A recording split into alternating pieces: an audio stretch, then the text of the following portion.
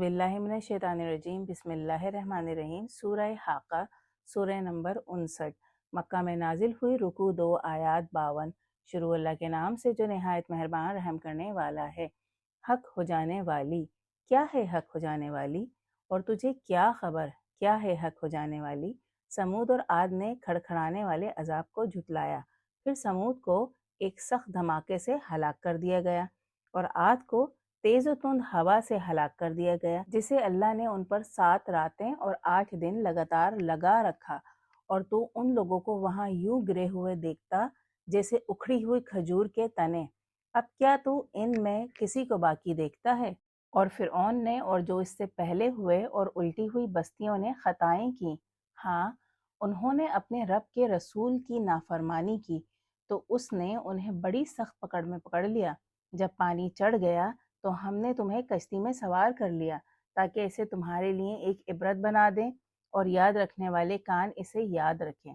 जब सूर में एक ही फूंक मार दी जाएगी और ज़मीन और पहाड़ों को उठा लिया जाएगा और उन्हें एक ही चोट से रेजा रेजा कर दिया जाएगा, उस दिन होने वाली बात हो जाएगी और आसमान फट जाएगा और उस दिन बूदा होगा। फरिश्ते उसके किनारों पर होंगे और तेरे रब का अर्श उस दिन 8 ने अपने ऊपर उठाया होगा।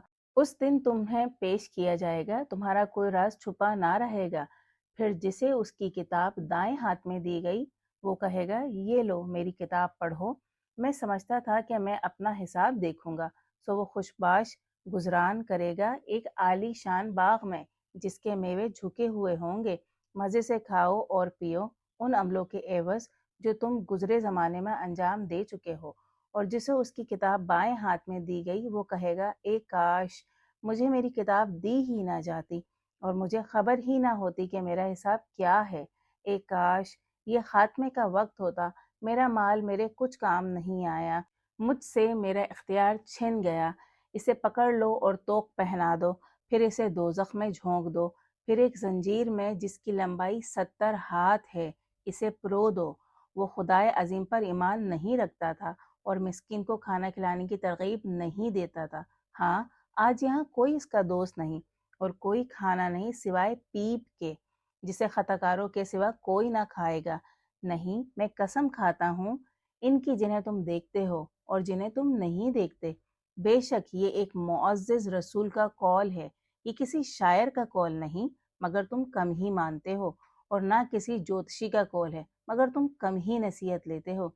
ये सारे जहान के रब का नाजिल किया हुआ है, और अगर वो हमारे बारे में कुछ बातें बनाता तो हम इसे दाएं हाथ से पकड़ लेते, फिर इसकी दिल की रग काट देते, फिर तुम में से कोई भी हमें इससे रोकने वाला ना होता। और बेशक ये परहेजगारों के लिए एक नसीहत है, और हम ज़रूर जानते हैं कि तुम में झुटलाने वाले भी हैं, मगर ये काफिरों के लिए बाइसे हसरत है और ये यकीनी सच्चाई है। बस तू अपने अजीम रब के नाम की तस्बीह किए जा।